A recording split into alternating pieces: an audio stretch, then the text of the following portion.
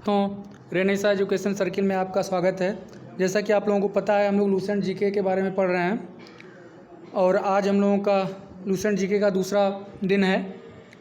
तो चलिए दोस्तों स्टार्ट करते हैं हम लोग।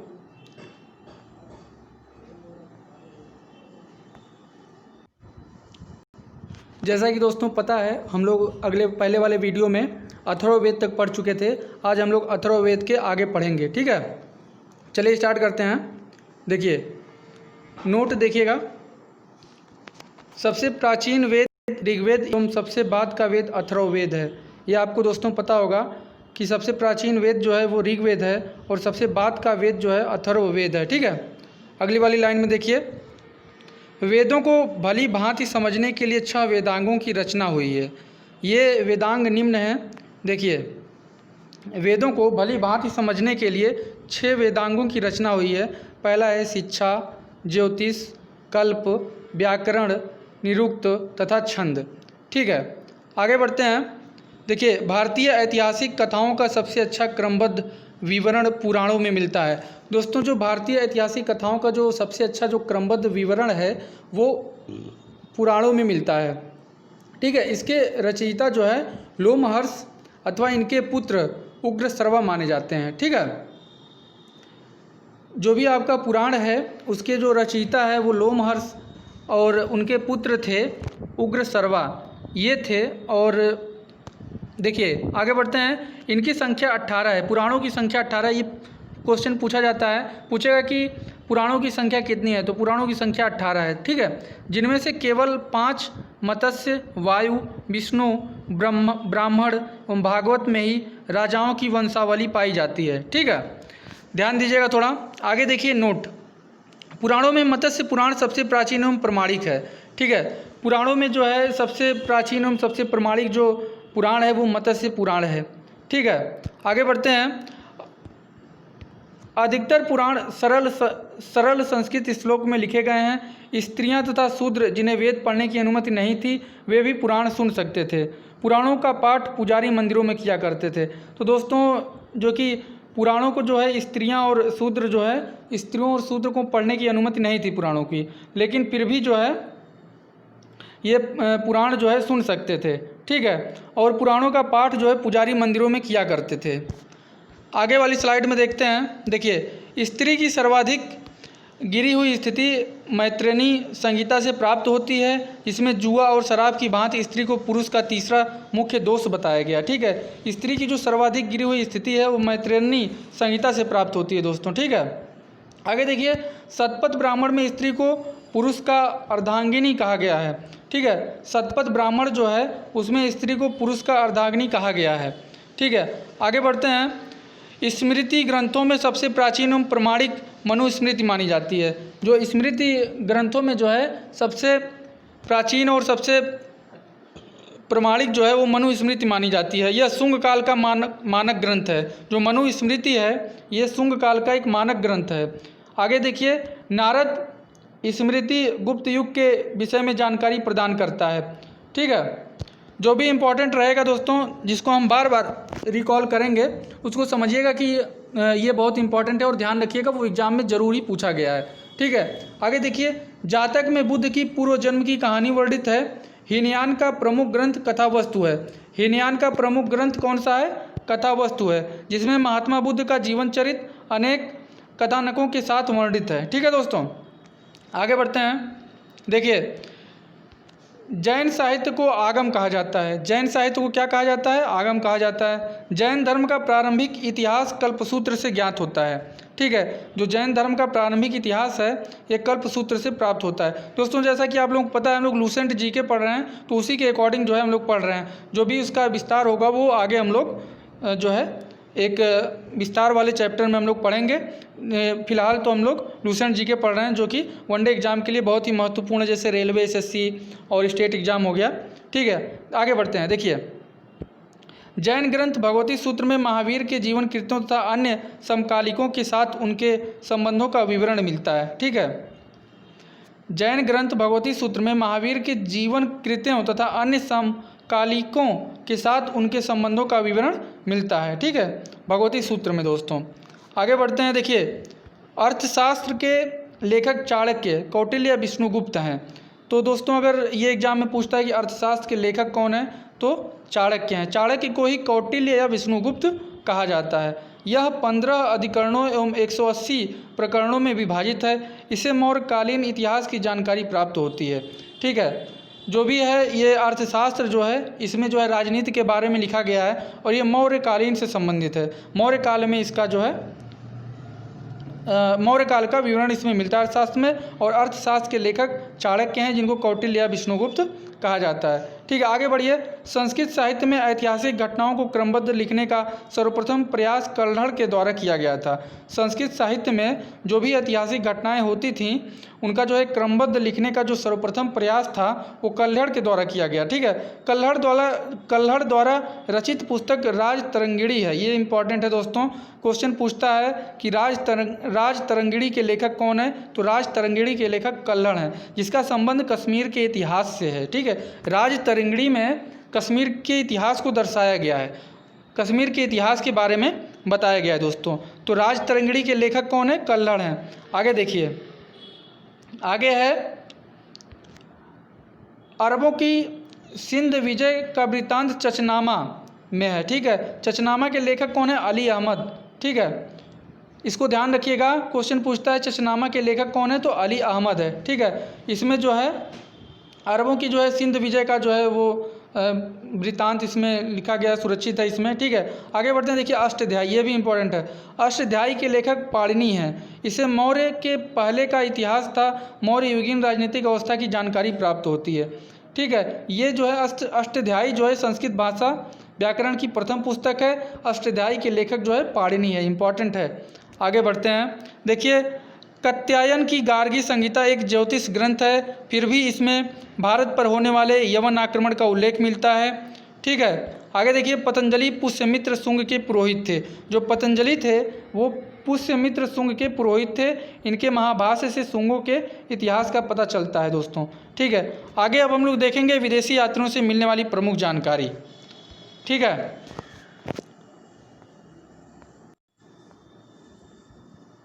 तो चलिए दोस्तों हम लोग स्टार्ट करते हैं, विदेशी यात्रियों के बारे में पढ़ेंगे। ठीक है, तो सबसे पहले हम लोग देखेंगे यूनानी रोमन लेखक। यूनानी रोमन लेखक कौन थे? ये देखिए यूनानी रोमन लेखक में पहले आते हैं टेसियस। ठीक है, टेसियस जो है ये ईरान के एक राजवैद्य थे। टेसियस ईरान के एक राजवैद्य थे।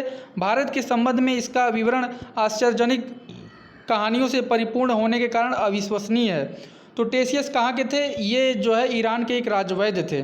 ठीक है, आगे देखिए जो दूसरे यूनानी रोमन लेखक हैं वो हैं हेरोडोटस। तो देखिए हेरोडोटस, इसे इतिहास का पिता कहा जाता है। ये इंपॉर्टेंट है, क्वेश्चन पूछ लेगा इतिहास का पिता किसको बोला जाता है तो हेरोडोटस को। इसने अपनी पुस्तक हिस्टोरिका, हेरोडोटस की पुस्तक जो है उसका नाम है हिस्टोरिका में 5वीं शताब्दी ईसा पूर्व के भारत फारस के संबंध का वर्णन किया है, परंतु इसका विवरण भी अनुश्रुतियों एवं अफवाहों पर आधारित है। तो दोस्तों जो हेरोडोटस की पुस्तक है हिस्टोरिका, इसमें भारत फारस के संबंध का वर्णन किया गया है। ठीक है, और इतिहास का पिता हेरोडोटस को बोला जाता है। आगे बढ़ते हैं। देखिए सिकंदर के साथ आने वाले लेखकों में निरियाकस, आनेसिक्रिटस तथा आस्ट्रोबुलस का विवरण अधिक प्रमाणिक एवं विश्वसनीय है। ठीक है, तो सिकंदर के साथ जो है भारत आने वाले जो लेखक थे वो निरियाकस थे और आनेसिक्रिटस थे और आस्ट्रोबुलस थे। ठीक है, इनका एक प्रमाणिक जो है मिलता है। आगे बढ़ते हैं। देखिए मेगास्थनीज, ये इंपॉर्टेंट है। मेगास्थनीज ये सेल्यूकस निकेटर के राजदूत थे। जो मेगास्थनीज थे वो सेल्यूकस निकेटर के राजदूत थे। क्वेश्चन पूछेगा सेल्यूकस निकेटर के राजदूत कौन थे तो मेगास्थनीज थे, जो चंद्रगुप्त मौर्य के दरबार में आया था। तो ये भी क्वेश्चन पूछ सकता है कि मेगास्थनीज किसके दरबार में आए थे तो चंद्रगुप्त मौर्य के दरबार में आए थे। इसने अपनी पुस्तक इंडिका में मौर्य युगीन समाज एवं संस्कृति के विषय में लिखा है। तो इंडिका के लेखक कौन थे? मेगास्थनीज थे दोस्तों, ध्यान रखिएगा ये। आगे बढ़ते हैं। देखिए डाइमेकस के बारे में पढ़ते हैं। यह सीरियन नरेश आंतियोकस का राजदूत था। डाइमेकस किसका राजदूत था? ये सीरियन नरेश आंतियोकस का राजदूत था जो बिंदुसार के राज दरबार में आया था। बिंदुसार के राज दरबार में डाईमेकस आए थे, ध्यान रखिएगा। इसका विवरण भी मौर्य युग से संबंधित है, मौर्य युग से भी संबंधित जो है विवरण जो है वो भी डाईमेकस का भी है, ठीक है, जो मेगास्थनीज का था, ठीक है। मेगास्थनीज की पुस्तक थी इंडिका। डाईमेकस जो है आंतियोकस का राजदूत था, ये भी जो है ये बिंदुसार के दरबार में आया था डाईमेकस। आगे बढ़ते हैं, डायोनीसियस के बारे में पढ़ते हैं। यह मिस्र नरेश टालमी फिलेडेल्फस का राजदूत था। डायोनीसियस किसका राजदूत था? नरेश टालमी फिलेडेल्फस का राजदूत था जो अशोक के दरबार में आया था। तो डायोनीसियस किसके दरबार में आया था? अशोक के दरबार में आए थे। अशोक एक बहुत ही महान सम्राट थे दोस्तों मौर्य युग के, ठीक है। आगे बढ़ते हैं, टालमी इंपॉर्टेंट है। टालमी ने जो है एक पुस्तक लिखी है भारत का भूगोल, बहुत प्रसिद्ध है ये पुस्तक और एग्जामों में पूछा जाता है। भारत के भूगोल के लेखक टालमी थे, ठीक है। आगे देखिए प्लिनी कौन था, इनके बारे में देखते हैं। देखिए इसने प्रथम शताब्दी में नेचुरल हिस्ट्री नामक पुस्तक लिखी है। नेचुरल हिस्ट्री के लेखक प्लिनी थे। इसमें भारतीय पशुओं, पेड़ पौधों, खनिज पदार्थों आदि के बारे में विवरण मिलता है, ठीक है दोस्तों।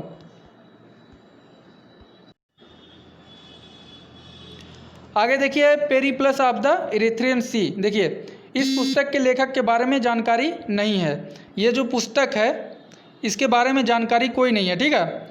और यह लेखक करीब 80 ईस्वी में हिंद महासागर की यात्रा पर आया था। इसने उस समय के भारत के बंदरगाहों तथा व्यापारिक वस्तुओं के बारे में जानकारी दी है।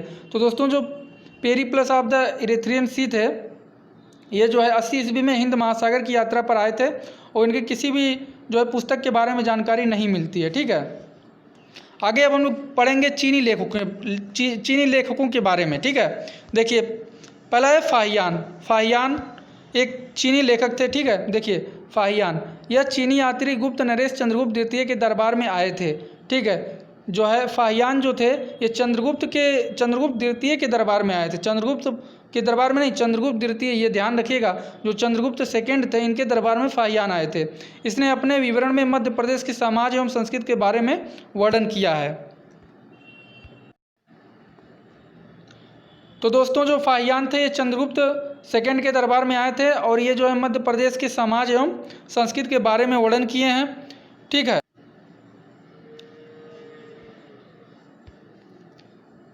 यह 14 वर्षों तक भारत में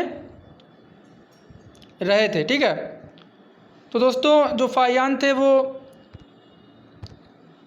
चंद्रगुप्त सेकंड के दरबार में आए थे और ये मध्य प्रदेश के समाज और संस्कृति के बारे में वर्णन किए हैं, जो भी अपनी इनकी पुस्तक है।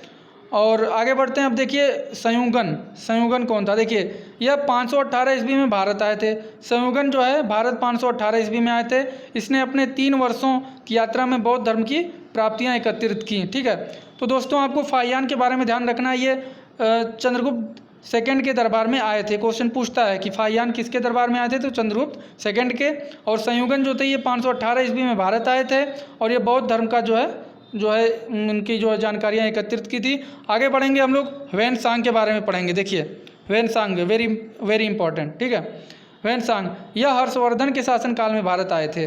देखिए ह से ह्वेनसांग, ह से हर्षवर्धन, ये ध्यान आपको रखना है, बहुत पूछा जाता है एग्जाम में कि हर्षवर्धन जो है किसके शासनकाल में भारत आए थे, तो ह्वेनसांग किसके शासनकाल में भारत आए थे, तो हर्षवर्धन के शासनकाल में भारत आए थे। ह्वेनसांग 629 ईस्वी में चीन से भारतवर्ष के लिए प्रस्थान किया और लगभग 1 वर्ष की यात्रा के बाद सर्वप्रथम वह भारतीय राज्य कपिसा पहुँचे। भारत में 15 वर्षों तक ठहरकर 645 ईस्वी में चीन लौट गए, ठीक है। ये भारत में 15 वर्ष तक रुके थे, उसके बाद फिर जो है 645 ईस्वी में चीन लौट गए।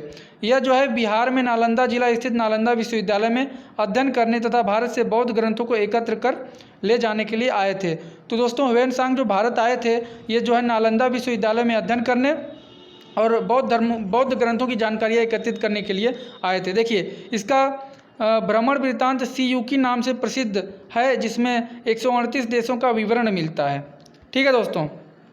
आगे देखिए इसने हर्षकालीन समाज, धर्म तथा राजनीति के बारे में वर्णन किया है। इसके अनुसार सिंध का राजा शूद्र था। ह्वेनसांग ने बुद्ध सी बुद्ध की प्रतिमा के साथ साथ सूर्य और शिव की प्रतिमाओं का भी पूजन किया था। तो दोस्तों इसमें आपको ये ध्यान रखना है कि ह्वेनसांग हर्षवर्धन के शासनकाल में भारत आए थे और ये यहाँ पे उनका मुख्य उद्देश्य था भारत आने का, नालंदा विश्वविद्यालय में अध्ययन करना और बौद्ध की जो है जानकारी, बौद्ध धर्म की जानकारियों को एकत्रित करना था। ठीक है, आगे हम लोग देखिए नोट में क्या लिखा हुआ है। ह्वेनसांग के अध्ययन के समय नालंदा विश्वविद्यालय के कुलपति आचार्य शीलभद्र थे। यह विश्वविद्यालय बौद्ध ग्रंथ के लिए प्रसिद्ध था, बौद्ध दर्शन के लिए प्रसिद्ध था।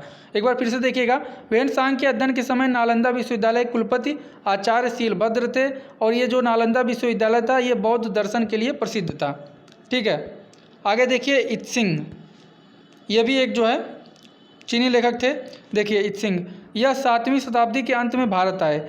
इसने अपने विवरण में नालंदा विश्वविद्यालय, विक्रमशिला विश्वविद्यालय तथा अपने समय के भारत का वर्णन किया है। ठीक है, इत्सिंग जो है चाइना के लेखक थे। ठीक है, ये अपने जो है विवरण में नालंदा विश्वविद्यालय, विक्रमशिला विश्वविद्यालय का तथा अपने समय के भारत का वर्णन किया है। आगे अब हम लोग पढ़ेंगे अरबी लेखकों के बारे में।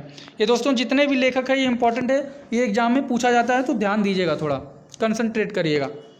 देखिए अल बरूनी, अरबी लेखकों में सबसे पहले अल बरूनी का नाम आता है। देखिए यह महमूद गजनवी के साथ भारत आए थे। तो अल बरूनी किसके साथ भारत आए थे? महमूद गजनवी के साथ भारत आए थे। क्वेश्चन पूछता है कि महमूद गजनवी के साथ कौन सा लेखक भारत आया था? तो अल बरूनी। ठीक है, अरबी में लिखी गई इसकी कृति किताबुल हिंद या तहकीके हिंद, भारत की खोज, आज भी इतिहासकारों के लिए एक महत्वपूर्ण स्रोत है। तो अल बरूनी ने एक बहुत ही महत्वपूर्ण किताब लिखी है, उसका नाम है किताबुल या तहकीके हिंद, या इसको ही बोलते हैं भारत की खोज। ये क्वेश्चन पूछा जाता है कि भारत की खोज नामक पुस्तक किसने लिखी है? अल बरूनी, या तहकीके हिंद या किताबुल हिंद इसको बोलते हैं। ठीक है, यह एक इतिहासकारों के लिए बहुत ही महत्वपूर्ण स्रोत है। ठीक है, यह एक विस्तृत ग्रंथ है जो धर्म और दर्शन, त्योहारों, खगोल विज्ञान, कीमिया, रीति रिवाजों तथा प्रथाओं, सामाजिक जीवन, भार तौल तथा मापन विधियों, मूर्ति कला, कानून, मापतंत्र, विज्ञान आदि विषयों के आधार पर 80 अध्यायों में विभाजित है। ठीक है, इसमें राजपूत कालीन समाज, धर्म, रीति रिवाज, राजनीति आदि पर सुंदर प्रकाश डाला गया है। यह एक बहुत ही महत्वपूर्ण किताब है भारत की खोज इतिहासकारों के लिए। ठीक है, तो अगला हमारा लेखक जो हैं वो हैं इब्न बतूता। ठीक है दोस्तों, अरबी लेखक में दूसरे जो आते हैं इब्न बतूता। ये दोनों लेखक बहुत इंपॉर्टेंट है, थोड़ा कंसंट्रेट करिएगा, ध्यान रखिएगा इनको। ठीक है, देखिए इब्न बतूता के बारे में पढ़ते हैं। इसके द्वारा अरबी भाषा में लिखा गया उसका यात्रा वृत्तांत, जिसे रिहला कहा जाता है। तो रिहला के लेखक जो हैं वो इब्न बतूता हैं। 14वीं शताब्दी में भारतीय उपमहाद्वीप के सामाजिक तथा सांस्कृतिक जीवन के विषय में बहुत ही प्रचुर तथा सबसे रोचक जानकारियां देता है। ठीक है, जो इब्न बतूता की जो पुस्तक है वृत्तांत है, एक यात्रा वृत्तांत, उसका नाम है रिहला, और ये जो है 14वीं शताब्दी के जो भारतीय उपमहाद्वीप और सामाजिक तथा सांस्कृतिक जीवन का जो आधार था, जिसमें जो है रिहला में लिखा गया बहुत ही महत्वपूर्ण जानकारी मिलती है। ठीक है, आगे देखिए 1333 ईस्वी में दिल्ली पहुंचने पर इसकी विद्वता से प्रभावित होकर सुल्तान मोहम्मद बिन तुगलक ने उसे दिल्ली का काजी या न्यायाधीश नियुक्त किया। बहुत ही अच्छे जो है ये लेखक थे और इनकी जो है